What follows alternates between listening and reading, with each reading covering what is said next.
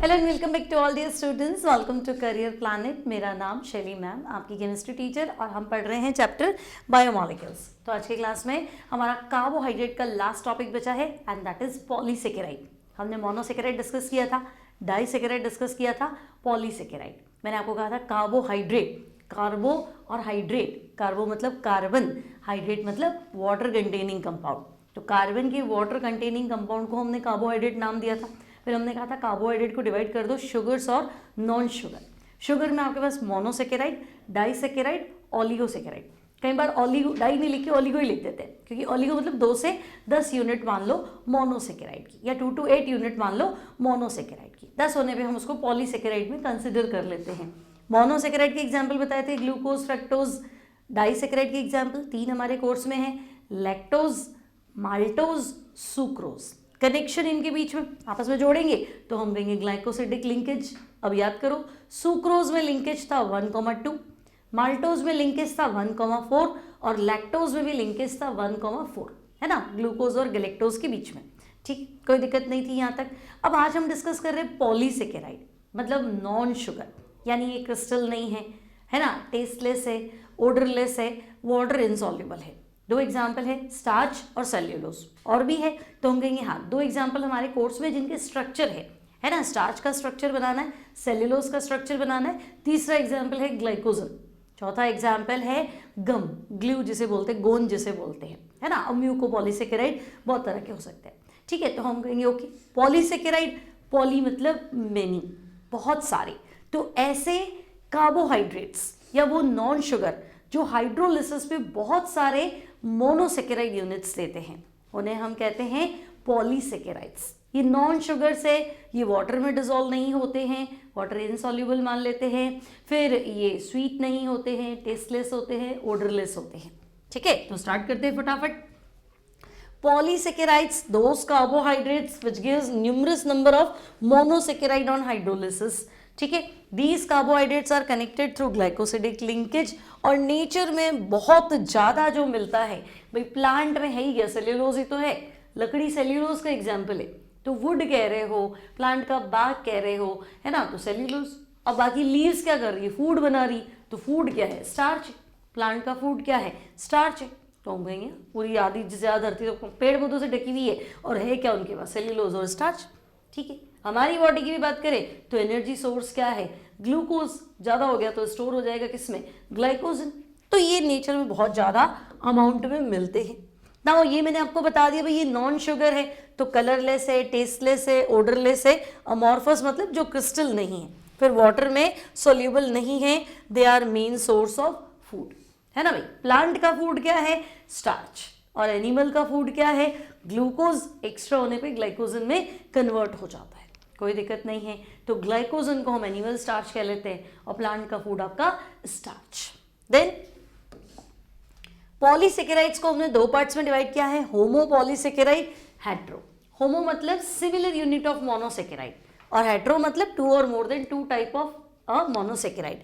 ठीक है, तो होमो पॉलीसेकेराइड ऐसे क्या बोलेंगे, पॉलीसेकेराइड जो हाइड्रोलिसिस पे एक ही टाइप के मोनोसेकेराइड देते हैं और जो एक से डिफरेंट टाइप के मोनोसेकेराइड देते हैं। तो बेटा स्टार्च, सेल्यूलोज, ग्लाइकोजन, ये हमारे तीनों कोर्स में है, स्टार्च, सेल्यूलोज और ग्लाइकोजन। इनका स्ट्रक्चर तो हमें बनाना है, इसका मैं आपको बताऊंगी कैसे बनाएंगे।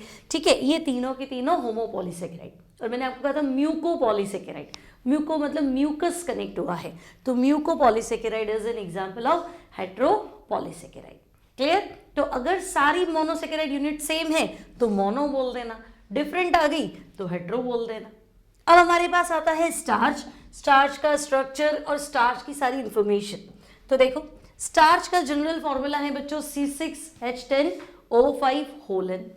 ठीक है, अब मैंने आपको बताया था प्लांट का जो फूड है वो स्टार्च है, और स्टार्च के सोर्सेज तो भाई हमने पढ़ा था ना कि स्टार्च से अल्कोहल बनाना है, तो सोर्स क्या है, तो हम कहेंगे राइस है, मेज है, बार्ले है, पोटैटो है ना। तो पोटैटो, राइस, मेज, बार्ले, ये सब के सब स्टार्च का सोर्स है। अब स्टार्च पॉलीसेकेराइड है, यानी इसमें बहुत सारे मोनोसेकेराइड है, तो कौन से, तो बच्चे स्टार्च में हमेशा अल्फा डी प्लस ग्लूकोज ही होगा, है ना। तो स्टार्च इज द क्या बोलते हैं, polymer of monosaccharide. Which monosaccharide, तो हम कहेंगे अल्फा डी प्लस ग्लूकोज। तो अल्फा डी प्लस ग्लूकोज को जोड़ते जाओ, लिंकेज होनी चाहिए 1,4। तो अल्फा डी प्लस ग्लूकोज अगर 1,4 ग्लाइकोसिडिक लिंकेज से कनेक्ट होता है तो स्टार्च बन जाता है। अब स्टार्च के स्ट्रक्चर को हम 2 पार्ट्स में बांटेंगे, याद रखना बोर्ड एग्जाम्स में बहुत इंपॉर्टेंट है। स्टार्च के स्ट्रक्चर को 2 पार्ट्स में डिवाइड करा गया है, अल्फा अमाइलोज और अमाइलोपैक्टिन। कई बार अमाइलोपैक्टिन को बीटा अमाइलोज भी लिखा होता है, लेकिन बीटा में तुम बीटा शब्द से कंफ्यूज मत होना, इसको अल्फा बोल दिया तो उसको बीटा बोल दिया। अल्फा अमाइलोज स्टार्च का 10 to 20% पार्ट बनाता है। अल्फा अमाइलोज स्टार्च का 10 से 20% पार्ट बनाता है। बीटा अमाइलोज यानी कि अमाइलोपैक्टिन 80 से 90 पार्ट बनाता है, 90% पार्ट बनाता है। अल्फा अमाइलोज वाटर सॉल्यूबल है, अमाइलोपैक्टिन वाटर इनसॉल्यूबल है। अल्फा अमाइलोज आयोडीन के साथ ब्लू कलर देगा, अमाइलोपैक्टिन आयोडीन के साथ ब्लू कलर नहीं देगा। अल्फा अमाइलोज अनब्रांच्ड है, बीटा अमाइलोज ब्रांच्ड है। क्लियर? वापस सुनो, अल्फा अमाइलोज अमाइलोपैक्टिन ये बनाएगा 10 to 20% पार्ट, ये बनाएगा 80 to 90% पार्ट। ये वाटर सॉल्यूबल, ये वाटर इनसॉल्यूबल। ये आयोडीन के साथ ब्लू कलर देगा, दूसरा वाला आयोडीन के साथ ब्लू कलर नहीं देगा। ये अनब्रांच्ड है, ये ब्रांच्ड है। तो अनब्रांच्ड है तो ग्लूकोज 1,4 लिंकेज से जोड़ दो, और अगर ये ब्रांच्ड है तो 1,4 के साथ साथ 1,6 लिंकेज भी बना दो, बस। तो आपको बताना है कि स्टार्च इसके स्ट्रक्चर को हमने 2 पार्ट्स में डिवाइड किया। पहला चेक करो 10 to 20, उधर 80 to 90%। ये वाटर में घुल जाएगा, वो डिजॉल्व नहीं होगा। ये आयोडीन के साथ वॉयलेट कलर देगा, वॉयलेट ब्लू एक ही है, और वहाँ आयोडीन के साथ वॉयलेट कलर नहीं आएगा। ये अनब्रांच्ड है, वहाँ ब्रांचिंग है। यहाँ लिंकेज 1,4 ग्लाइकोसिडिक लिंकेज है, वहाँ 1,4 के साथ साथ 1,6 लिंकेज भी है। अब एग्जाम में क्या सवाल बैठेगा, तो वो कहेगा कि भाई आप ऐसा करो, स्टार्च का स्ट्रक्चर बनाओ, अल्फा अमाइलोज भी बनाओ और बीटा अमाइलोज भी बनाओ। ठीक है, तो हम कह रहे हैं कि भाई चलो स्ट्रक्चर ऑफ अल्फा अमाइलोज, ठीक है, स्ट्रक्चर ऑफ अल्फा अमाइलोज। तो आपको क्या करना है, सबसे पहले अमाइलोज ले लो, sorry alpha D plus glucose ले लो, क्योंकि आपने कहा ये अल्फा डी प्लस ग्लूकोज का पॉलीमर है, तो आप अल्फा डी प्लस ग्लूकोज ले लो।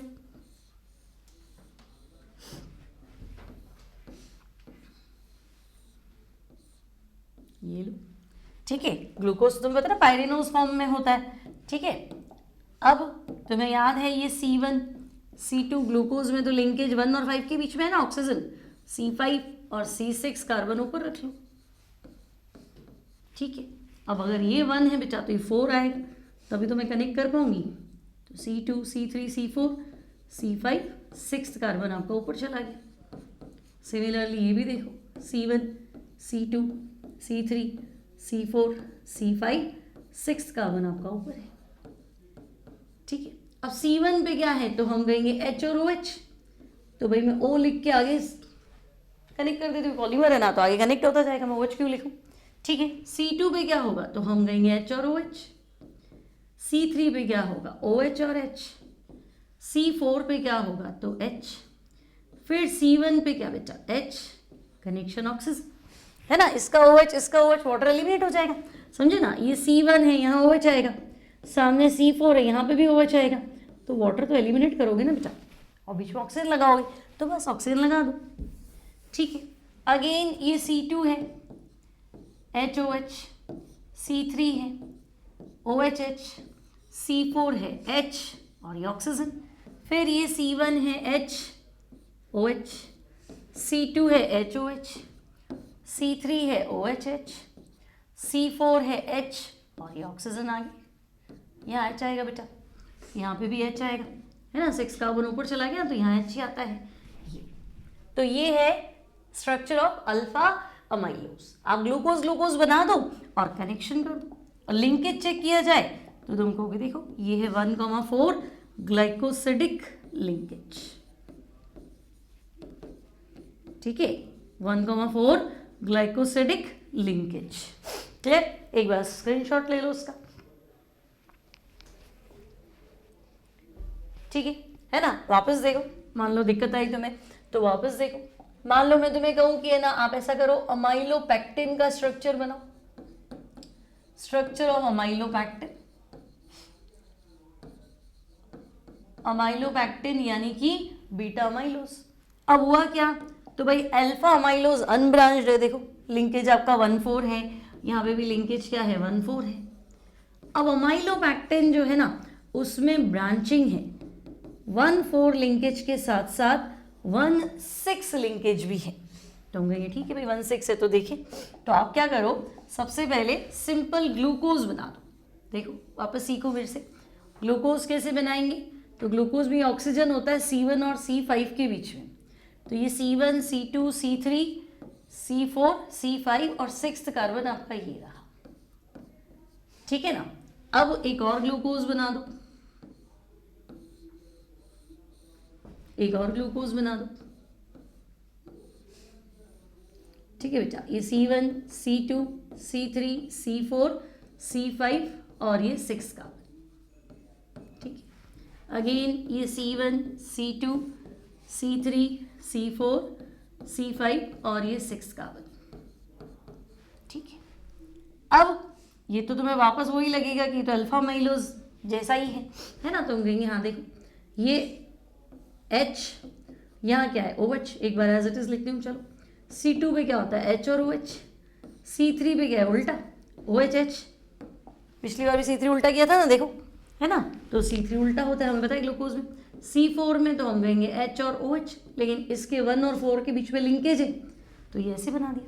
वापस वही C2 पे क्या है H और OH, C3 उल्टा OHH, C4 H और OH, लेकिन ये यहाँ ये H, फिर C2 HOH, C3 उल्टा कर दो C4H और ये ऑक्सीजन, यहाँ H यहाँ H यहाँ H, क्लियर। तो इन सब में तो है 1,4 लिंकेज। अब आपने कहा कि नहीं भाई ये तो ब्रांच्ड है, 1,4 के साथ साथ 1,6 भी है, तो आपको क्या करना है, एक ग्लूकोज और बना दो, यहां बना रही हूं मान लो, तो ये C1 C2 C3 C4 C5 और ये C6, ठीक है, CH2OH, ठीक है। H ऑक्सीजन आगे ले लो, C2 आपका HOH, C3 आपका उल्टा, C4 पे H और ये O और यहाँ H, ठीक है। अब हम कहेंगे 1,4 के साथ साथ 1,6 भी है, तो देखो अगर मैं ये 6th कार्बन है ना, ये C6 है, तो ये छठे नंबर कार्बन से मैं OH और H वाटर निकाल दूं तो ये ऑक्सीजन आ जाएगा, तुमने यहाँ तो 1 और 6 के बीच में भी तुम्हें क्या करना है, तुम्हें लिंकेज बिठाना है। तो आप यहाँ से ये 2 OH रिमूव करके और यहाँ ऑक्सीजन लगा दो और इसको बोलेंगे 1,6 ग्लाइकोसिडिक लिंकेज। मैंने यहाँ 1,6 लिखा है, पूरा नाम हो जाएगा 1,6 ग्लाइकोसिडिक लिंकेज। ऐसे आप इस 6 कार्बन को भी आगे 1 से कनेक्ट कर सकते हो क्योंकि ये ब्रांच्ड है, क्लियर है। तो सेम जैसा अल्फा अमाइलोज वैसा ही अमाइलोपेक्टिन, सेम स्ट्रक्चर बना दो, इसके 1 नंबर कार्बन को नीचे वाले के 6 नंबर से जोड़ दो, ठीक है ना। वापस देखो, परेशान मत होना एग्जाम में, 1 नंबर ग्लूकोज मतलब एक glucose C1 C2 C3 C4 C5 और ये C6, ठीक है ना। इसको तो आगे कनेक्शन में ले गए, ये उल्टा है आपको पता है, ये HOH है, एक ग्लूकोज और बना देना, ये C1 C2 C3 C4 C5 और ये C6, 1 और 6 के बीच में ऑक्सीजन लगा देना और कुछ भी नहीं करना, ठीक है। पॉलीमर है इसलिए इसको आगे से सेट करना पड़ेगा, समझे ना मेरी बात। ये इधर हाइड्रोजन लगाते हैं ना, तो आपने क्या देखा, ये 1,6 लिंकेज है, 1,6 ग्लाइकोसिडिक लिंकेज, क्लियर है ना। बाकी इसको आगे 2 बार बना दोगे तो ये पूरा अमाइलोपेक्टिन बन जाएगा। ये भी बना दिया तो ये 1,6 लिंकेज थी, पीछे बता देना 1,4 लिंकेज, क्लियर है। अब समझ में आ गया। तो पहला पॉइंट हमारे पास था स्टार्च। नेक्स्ट है बच्चों सेल्यूलोज। अब सेल्यूलोज फॉर्मूला वही जो स्टार्च का है, C6H10O5 होल है, तो फिर फर्क क्या है? तो हम कहेंगे उसका मोनोसेकेराइड अल्फा डी प्लस था और इसका बीटा डी प्लस है, बस, बाकी कोई फर्क नहीं है। फिर सेल वॉल आप सबको पता है सेल्यूलोज की बनी है, वुड में 50% सेल्यूलोज होता है, ड्राई ग्रास में 40 से 50% होता है, और रुई के अंदर, कॉटन के अंदर तो हम कहेंगे 90 से 95% होता है। अब सेल्यूलोज मतलब लकड़ी हुई एक तरह से, तो लकड़ी कभी डिकम्पोज थोड़ा ना होती है, लकड़ी कभी सड़ती थोड़ा ना है, तो इनमें ऐसा नहीं कि बैक्टीरिया लग गया, फर्मेंटाइज हो गई और सड़ गई, नहीं, तो सेल्यूलोज कभी भी फर्मेंटेशन के थ्रू डिकम्पोज नहीं होता है। ठीक है, बढ़िया भाई, नहीं होता है। अब हम सेल्यूलोज का स्ट्रक्चर बना लेते हैं भाई। देखो, सेल्यूलोज जब हमने इसको हाइड्रोलाइज किया तो इसने बीटा डी प्लस ग्लूकोज दिया, लिंकेज तो यहाँ पे भी 1,4 है, तो हम कहेंगे ठीक है।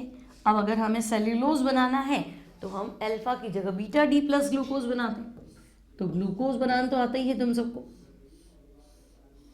तुम कहेंगे हाँ ऐसे ग्लूकोज तो 6 मेंबर्ड रिंग होती है ना, पायरेनोज रिंग, तो मैं ये 3 बना लेती हूँ।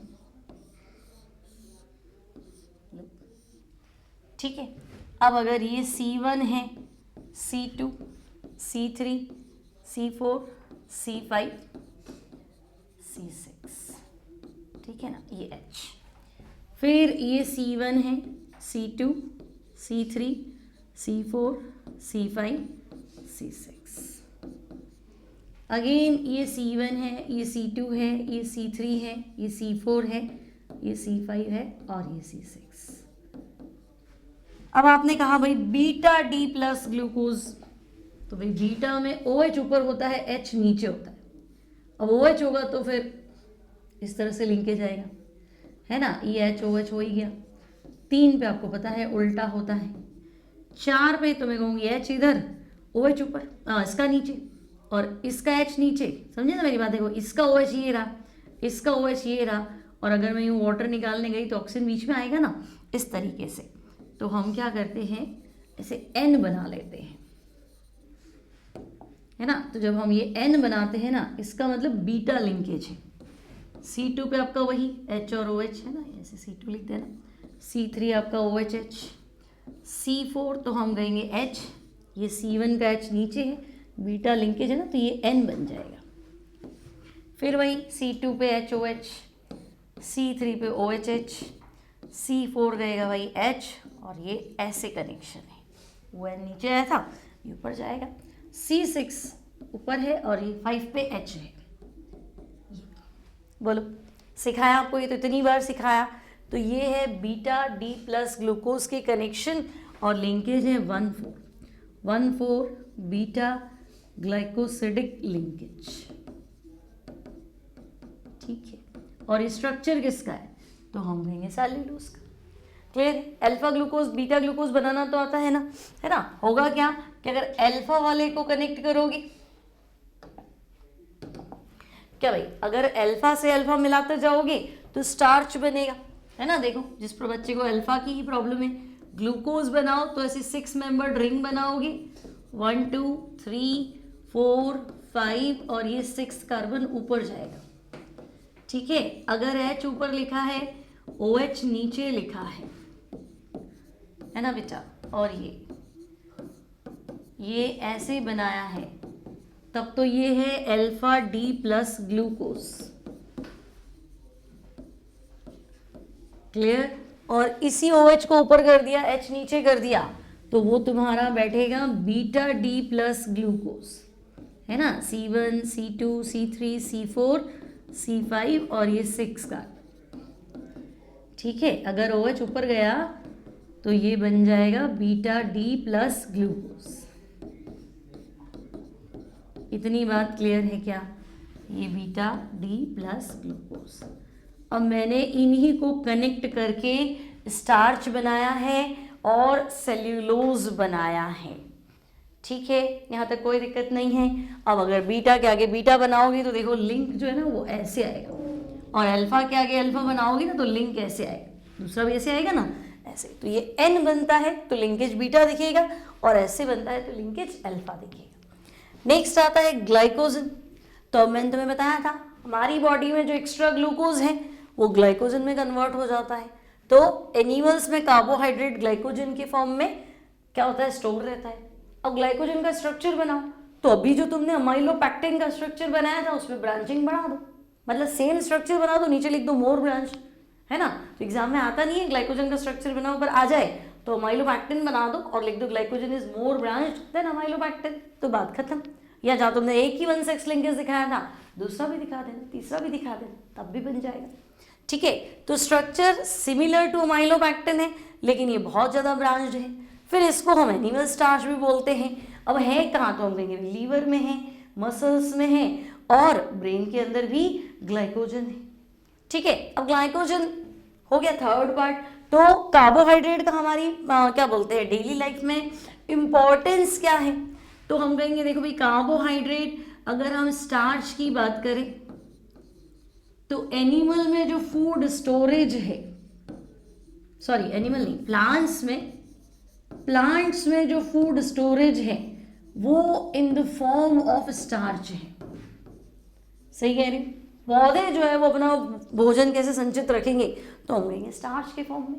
और ग्लाइकोजन जो है तो भाई वो अपना खाना सुरक्षित रखेंगे, तो हम भी तो रखेंगे ना।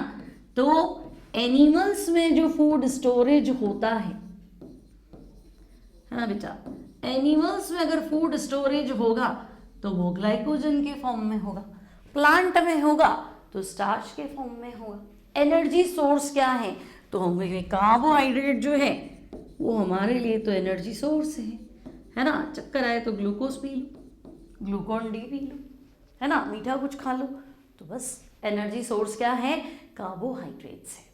क्लियर।